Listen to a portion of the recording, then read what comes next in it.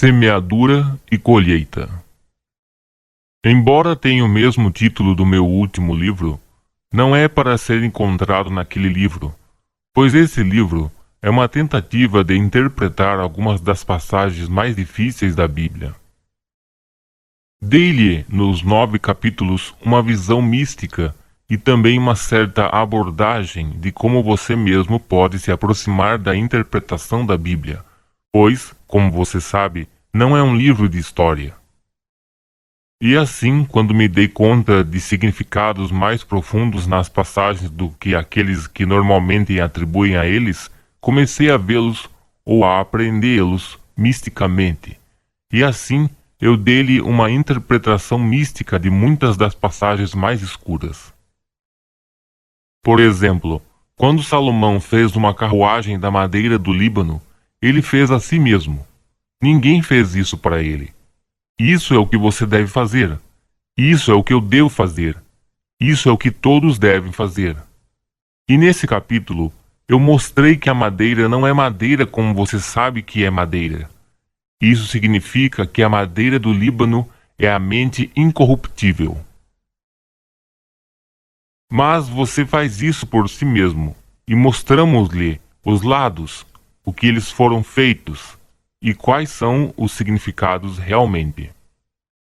Então nós tomamos aquela passagem muito estranha, a instrução aos discípulos para tirar seus sapatos, ou não fornecer nenhum sapato quando eles viajavam, e nós mostramos que a palavra sapato não é apenas a coisa que eu uso no meu pé, é o símbolo do Espírito de deixe-me fazer isso por você.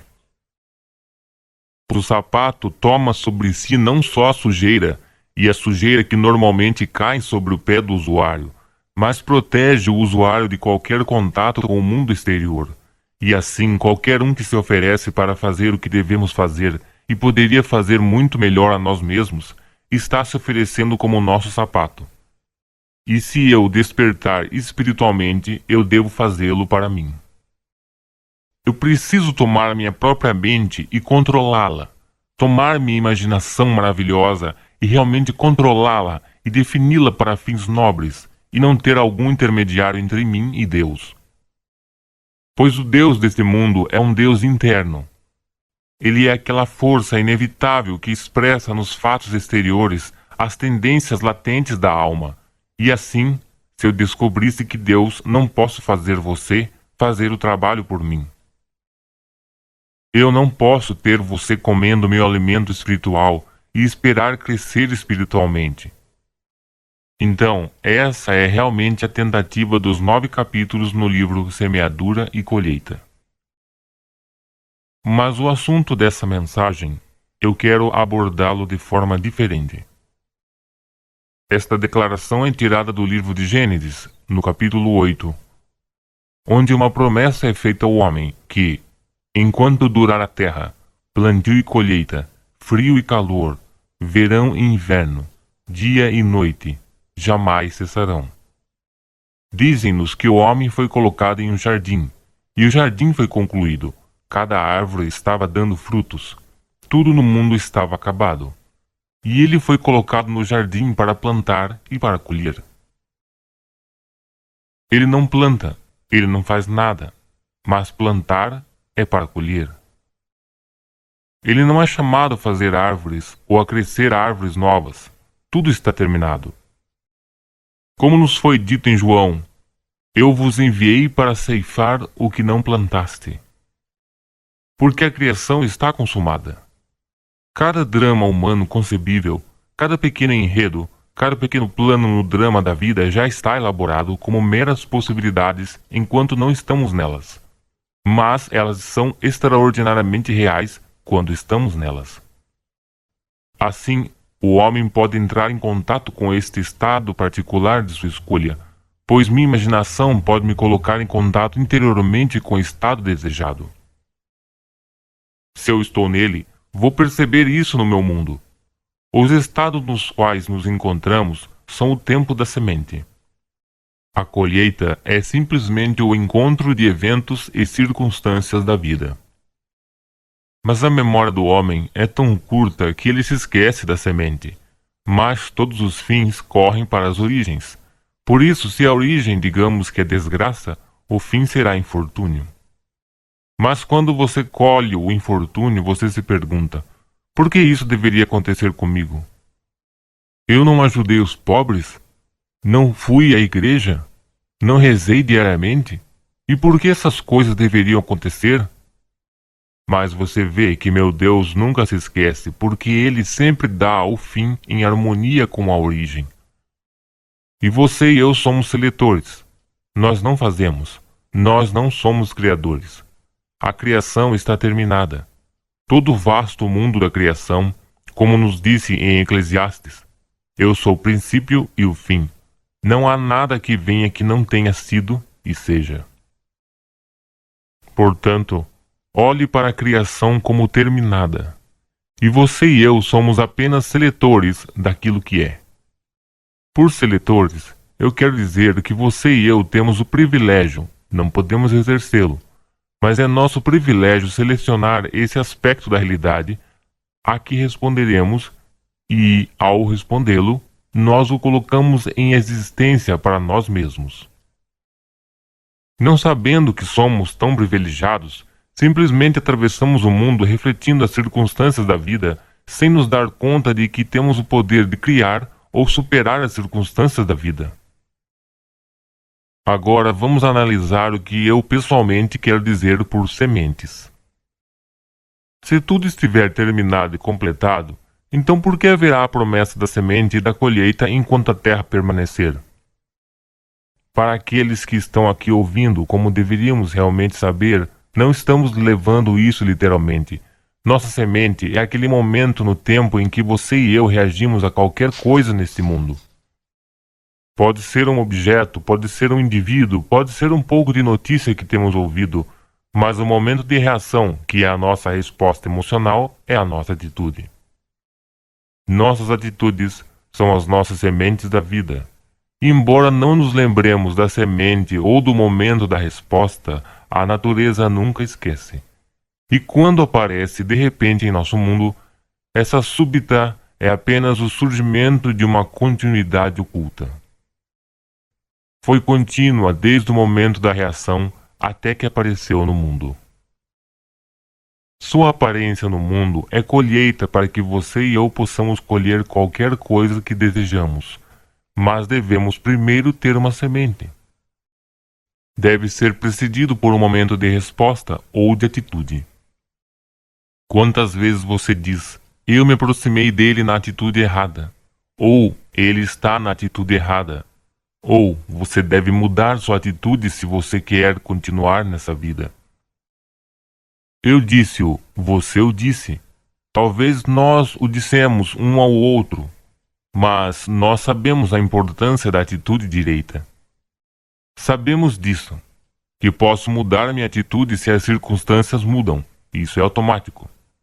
Sabemos que se alguma coisa acontecer de repente no meu mundo de que até aquele momento eu não estava ciente, eu, tornando-me consciente de uma mudança de circunstância automaticamente, produziria em mim uma mudança de atitude. Todos nós fazemos isso, manhã, tarde e noite. Mas isso não é importante. É uma reflexão da vida. 99% do mundo refletem a vida. Agora, posso conscientemente, posso voluntariamente, posso deliberadamente produzir em mim uma mudança de atitude, uma de minha própria descrição, uma que eu mesmo destaco, e não uma que é determinada por ou de alguma forma depende de um estímulo, de uma mudança no próprio objeto. Você deve mudar antes de mudar a minha atitude em relação a você? Sabemos que se você mudar, eu mudarei minha atitude em relação a você. Mas devo passar pela vida simplesmente refletindo essas mudanças nos objetos e não posso deliberadamente determinar a mudança antes da mudança nos objetos? Pois, se puder, estou me movendo em direção ao controle total de meu destino e me tornando o mestre do meu destino se posso assumir uma atitude ativa e positiva e não depender de mudanças no objeto para mudanças em mim mesmo. Se eu posso fazer isso, eu realmente sou, se não um mestre completo, estou me tornando mais no controle das circunstâncias da vida, mas 99% do mundo espera que as coisas aconteçam no exterior e depois refletem.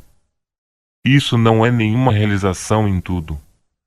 Se nós despertássemos e nos tornássemos verdadeiros seletores da beleza deste jardim que Deus nos deu, para que possamos destacar aquele aspecto particular ao qual iremos responder, então o faremos mudando deliberadamente nossa atitude em relação à própria vida. Há uma pequena fábula que nos é dada para nos mostrar como é feito. Se você estudar cuidadosamente a fábula, verá a importância da imaginação. A fábula é da raposa e das uvas. Vocês todos a conhecem. Quando ela não conseguiu obter as uvas, então ela se convenceu de que as uvas estavam azedas, e imaginando que as uvas eram azedas, evocava em si uma mudança de atitude. Já não se sentia sobre as uvas como se sentia antes. Claro que é uma fábula, um pouco em um tom negativo ou um tom trágico. Você e eu tomamos a mesma história, mas agora nós colocamos em um tom positivo.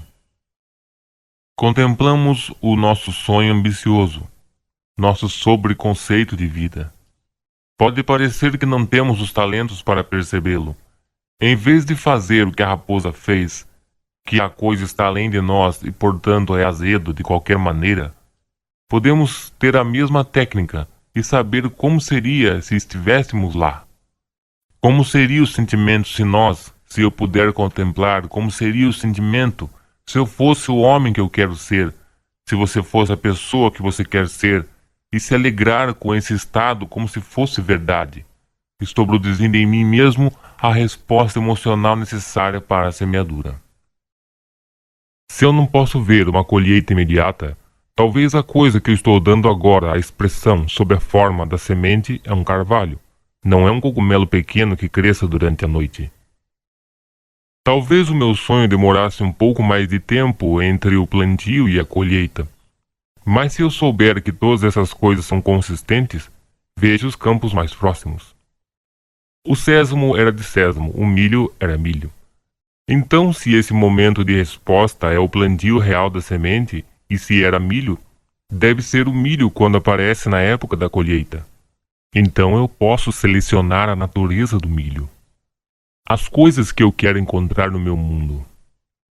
Posso aceitar não apenas Neville como um homem, posso aceitar o pedido primeiro do meu círculo íntimo como um homem de família, os desejos de minha esposa por seu filho, por seu marido, por ela mesma, pelo desejo da criança por si mesmo, e mover-se para além do meu pequeno círculo como um homem de família para o círculo de amizades, ir além disso em meus conhecimentos, ir além disso em total estranhos, estados impessoais.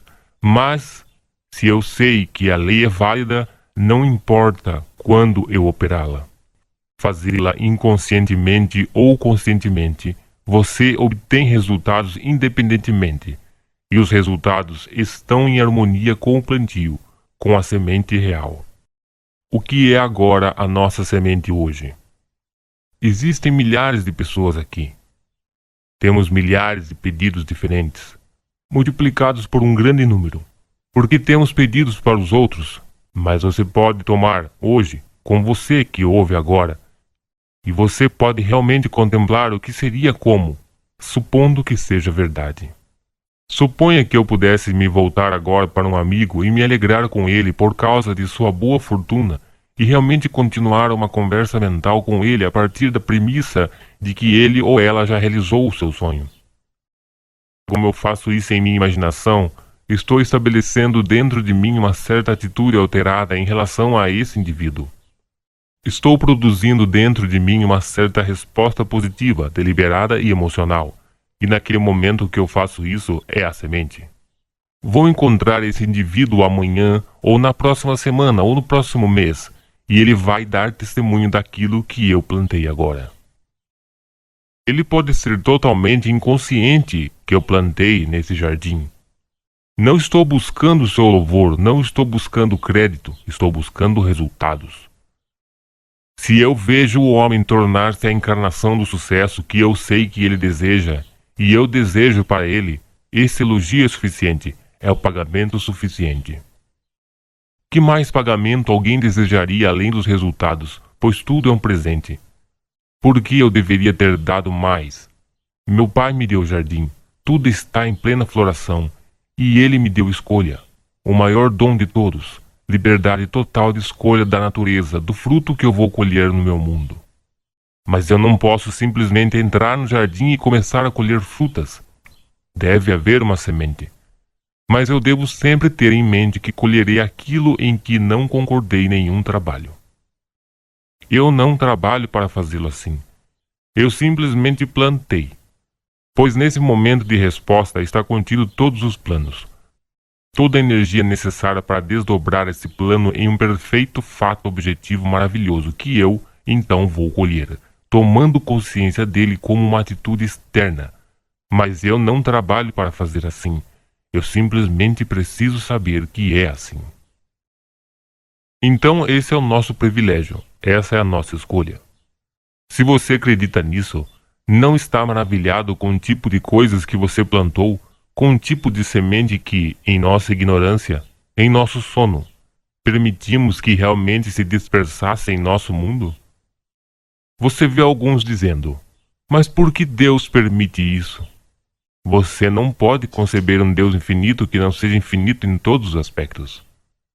Se eu fosse incapaz, na verdade incapaz de assumir, digamos, um estado desagradável, eu não poderia ser o filho do meu pai, porque meu pai é infinito. E se ele fosse realmente incapaz de assumir qualquer estado, então ele não seria Deus. Tudo está dentro de mim. Tudo. Você não pode conceber algo que não contenha. A coisa mais horrível do mundo. Se não fosse assim, eu não poderia ser infinito, e portanto, não o filho do meu pai infinito. Então Deus é infinito e nos deu tudo. Mas ele nos deu liberdade de escolha para que possamos nos tornar seletivos, discriminativos e trazer tudo o que é bonito fora desse jardim. Se eu pegasse um piano, as 88 teclas de um piano, se eu pudesse bater em uma dissonância, e porque isso me assusta ou me perturba, a coisa grita em meus nervos, se eu pudesse agora extrair todas as notas que produzem a dissonância, e depois continuar extraindo as notas que produzem outras dissonâncias, eu removeria as 88 teclas do piano. Não haveria nenhuma nota sobrando em que eu pudesse tocar a harmonia de amanhã. Mas eu vou deixar todas as teclas e aprender a arte de tocar o piano, para que eu possa, a partir das mesmas 88 teclas, trazer todas as harmonias do mundo. A mesma coisa é verdade no homem. Em vez de olhar para alguém e aceitar como final a evidência dos sentidos, há alguém que trouxe para fora em seu próprio mundo. Diga a doença, está tentando analisá-la do exterior. Quando eu contraí o erro, quando eu vim no contato próximo com alguém que teve o erro, e estão me fazendo o exame em laboratório com meu sangue e tentando encontrá-lo lá. Você nunca vai encontrá-lo lá, apesar de toda a sabedoria do homem. Você o encontrará somente na consciência do indivíduo, que no momento agora há muito esquecido, plantou a coisa que está colhendo agora. E você não vai encontrá-la em qualquer análise externa, porque as coisas vistas nunca foram feitas de coisas que aparecem. Vocês são advertidos uma e outra vez em todos os livros da Bíblia, mas especialmente no capítulo 11 do livro de Hebreus, que aquilo que se vê não foi feito do que é aparente, mas ninguém acredita nisso. Eles insistem em encontrá-la em coisas vistas. Então ele extrai meu sangue, ele extrai um pequeno pedaço de minha pele, e ele começa a fazer uma análise disso. E ele vai me dizer que sim, ele encontrou, está no meu sangue. Não estou negando que ele encontrou no meu sangue. Mas por que está em meu sangue? Está em meu sangue ou em meu corpo, ou em meu mundo porque em algum ponto no tempo eu, exercitando o direito como um filho livre de Deus, selecionei algum estado desagradável relativo a outro. Não precisa nem ser para mim mesmo. Poderia ser para outro, em que eu me regozijei na dor do outro. Onde a minha resposta emocional à notícia do que ouvi foi bom, então eu coloquei em movimento. Mas quando aconteceu no meu mundo, eu não achei que era tão bom. mas foi minha colheita. E todas as coisas são a colheita de coisas que você e eu plantamos, pois todas as coisas correm de forma verdadeira. Não se surpreenda com a súbita em nosso mundo. Alguém está doente.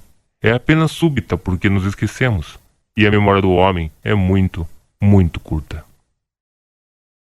Você conhece aquele lindo poema de George Meredith? Esquecido é terra verde. Somente os deuses recordam eternamente. Eles atingem sem remorso, e sempre como para como. Por suas grandes memórias, os deuses são conhecidos. Se o homem só pudesse se lembrar desses momentos de semeadura, jamais se surpreenderia quando a colheita aparecer em seu mundo. Mas porque ele não tem memória quanto a este momento no tempo em que ele deixou cair aquela semente, que é simplesmente sua resposta emocional a algo que ele contemplava, algo que ele ouviu, algo que ele observou, naquele momento a coisa foi feita. Ele não teve que trabalhar para trazê-lo para a colheita. Ele simplesmente o encontrou como algo já crescido. Então ele colhe agora aquele em que ele não deu nenhum trabalho, fora da escolha. Ele a escolheu por sua atitude, por sua reação. Agora, sou responsável pelos outros em meu mundo? Eu certamente sou. Quando eu levo minha pequena mente, minha pequena imaginação, e penso porque é minha, que meu pai me deu, que eu simplesmente posso usá-la mal e não vai machucar outro. Eu lhe digo que você tem que usar mais controle pela simples razão de eu estar enraizado em você, e você enraizado em todos e todos nós estamos enraizados em Deus. Não há uma pessoa individual isolada no reino de meu Pai. Nós somos um. Sou completamente responsável pelo bom uso ou mau uso da minha imaginação. Você se lembra de ter visto na TV uma versão dramatizada do naufrágio do Titanic? Você se lembra disso? Você leu o livro Uma Noite para Recordar? Bem, o livro em si é por Walter Lord. Mas, 14 anos antes da colheita real, aquele evento pavoroso do naufrágio do Titanic, um homem na Inglaterra escreveu um livro. Ele concebeu esse fabuloso navio do Atlântico e lá ele a construiu como o Titanic. O Titanic não foi construído em 14 anos. Mas ele, em sua imaginação, concebeu o forro de 800 pés. Era parafuso triplo, carregava 3.000 passageiros. Carregava poucos barcos salva-vidas porque era inafundável. E poderia fazer 24 nós de velocidade. E então, numa noite, ele encheu até a borda com pessoas ricas e complacentes. E numa noite fria do inverno, ele afundou em um iceberg no Atlântico. 14 anos depois, a White Star Line constrói um navio. Ele tem 800 pés, de parafuso triplo, e pode fazer 24 nós de velocidade. Pode transportar 3.000 passageiros, e não tem bastante barcos salva-vidas para os passageiros, mas também é rotulado de inafundável. Ele está cheio da capacidade com os ricos, se não complacente, mas com os ricos. Sua lista de passageiros naquela época valia 250 milhões de dólares. Hoje seria $1 bilhão. Toda a riqueza da Europa e as riquezas deste país estavam navegando nessa viagem inaugural de Southampton. 5 noites no mar deste navio glorioso e maravilhoso acabaram em uma noite fria com um iceberg. Agora que o homem escreveu o livro ou para tirar algo do peito porque não gostava dos ricos e complacentes, ou pensava que poderia vender, ou pensava que este era o meio de lhe trazer $1 como escritor. Mas, qualquer que fosse o motivo por trás de seu livro, que ele, aliás, chamou de futilidade, para mostrar a futilidade total da riqueza acumulada, o navio idêntico foi construído 14 anos mais tarde, transportou o mesmo tipo de uma lista de passageiros e afundou da mesma maneira que o navio fictício. Existe alguma ficção? Não há ficção. O mundo de amanhã é a ficção de hoje. O mundo de hoje era a ficção do passado. Os sonhos dos homens de outrora. Não seria maravilhoso se eu pudesse falar com alguém através do espaço e apenas usar um fio? E mesmo que eu não pudesse ver ele, seria 1 milha de distância além do alcance da minha voz. Então talvez 5 milhas e talvez 1.000 milhas. Sonhos fantásticos. Então eles se tornaram realidade. Quando eles se tornaram realidade, Suponhamos que eu pudesse fazer isso sem o meio de um fio, e isso se tornou realidade. Suponha que agora eu pudesse fazer isso não apenas em um sentido de áudio, mas em um sentido de vídeo. Suponha que eu possa ser visto, e isso se tornou realidade. Mas, quando eles foram concebidos, eram todos fictícios, todos irreais.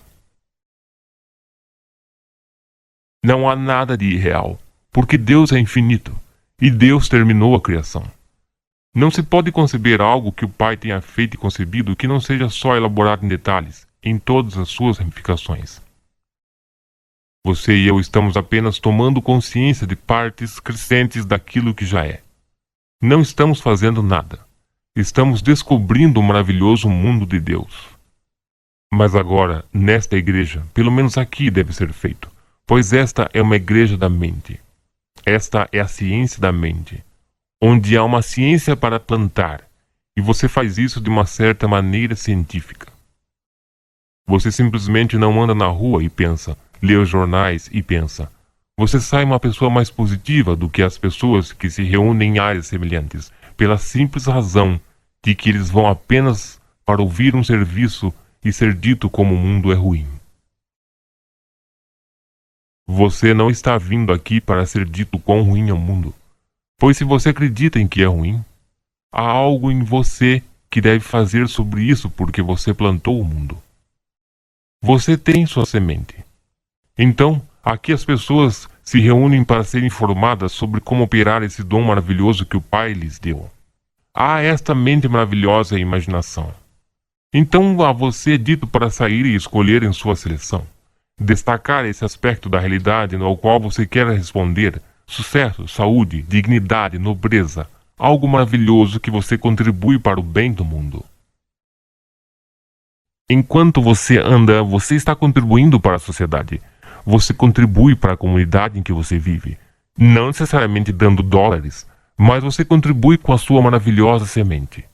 Se na sua comunidade você vê a necessidade de talvez uma igreja, você vê a necessidade de alguma escola maravilhosa, você não espera até que as pessoas se reúnam. Você realmente em sua mente contempla a alegria que é sua por causa de uma escola maravilhosa aqui para as crianças, uma igreja maravilhosa aqui para levantar o homem espiritualmente. E você quer saber como seria se fosse de verdade. Você sente a emoção de testemunhar lá dentro. Isso é tempo de semente. Então, de uma maneira que você não conhece e não precisa trabalhar para produzir, encontrará essa escola e aquela igreja e essas coisas adoráveis em sua comunidade. Então você planta a semente e deixa que os outros, que pensam que estão trazendo isto para ser, deixe que eles pensem assim. Você vai sobre esse mundo plantando o bem, e é por isso que você está aqui. Estamos reunidos aqui para descobrir cada vez mais sobre esse dom maravilhoso que Deus nos deu, para que possamos destacar todas as coisas bonitas do mundo e trazê-las a nascer em nosso mundo. Esta manhã, não comece por si mesmo. Comece com outros. Então vire-se para um amigo em sua mente e felicite-o pela sua boa sorte. Felicite-o pela sua expansão em seu mundo e sinta a emoção de tal contato. O momento de resposta foi uma atitude mudada em relação a esse amigo. E naquele momento, você plantou. Agora, de uma maneira que você não conhece e não precisa saber, essa semente vai passar por sua passagem normal e escondida natural, e aparecer como uma realidade em seu mundo. Então você vai saber o poder latente dentro de você, e você vai parar de refletir a vida, e você vai se tornar um dos que eu chamo de um verdadeiro criador, no sentido que eu quero dizer criador. Que você está criando através da escolha sábia, as coisas bonitas neste mundo e dando-lhes expressão neste nosso mundo. Então é isso que eu quero dizer com sementes e colheitas. A importância da atitude certa. Você pode fazê-lo. Você não precisa esperar pelas circunstâncias mudarem. Você não precisa esperar o estímulo de uma mudança no objetivo para produzir em si mesmo a mudança de atitude. Em seu escritório, o patrão age de uma maneira rude em relação a você? Bem, então como seria se ele pudesse ver agora a pessoa realmente útil que eu sou? Suponha que ele visse em mim alguém que pudesse elogiar meu trabalho e me educar no mundo salarial, me dar um aumento de salário por causa de meu esforço adicional. Suponha que ele pudesse ver em você o que você deseja e sendo recompensado com um aumento. Esse momento é o momento do plantio. Você não pode ver essa noite, pode nem mesmo ver essa semana no salário, mas virá. Você simplesmente irá continuar plantando as coisas adoráveis. Mas, se todos os dias, quando você sai do escritório, você diz, que miserável, e você vai para casa e você discute com sua mãe, ou seu marido, ou alguém, e eles simpatizam porque eles realmente acreditam em você, eles estão jogando a mesma abordagem reflexiva e negativa da vida. Mas, se enquanto caminha para casa, você anda na atitude de que ele o fez, ele aumentou sua renda, ele elogiou seu trabalho, e dia após dia, apesar de todas as coisas em contrário, você persiste nele. Você sabia que ele vai fazer isso? Você produzirá nele a mudança de coração, porque primeiro a produziu em si mesmo, e ele verá em você qualidades que ele não podia ver, e então todo seu vasto mundo começa a florescer. Você faz isso em todos os sentidos da palavra. Você conhece alguém que é solitário? Um que realmente deve ser feliz e casado nesse mundo. Como seria se você fosse informado não pelo indivíduo necessariamente, mas por um terceiro das boas novas a respeito de João, a respeito de Maria ou de outra pessoa? Alguém desejoso de uma casa encantadora, em uma casa graciosa. Como seria? Não seja invejoso. Tente se alegrar. Sinta a alegria que é deles. E nesse momento é a semente para eles. Eles vão colhê-lo. E essa é a nossa oportunidade de percorrer o mundo plantando e plantando sabiamente. Infelizmente, muitos de nós nos movimentos da igreja, eu não acho que você vai encontrá-lo nesta igreja, mas muitos de nós nos movimentos da igreja têm uma atitude muito séria em relação à vida.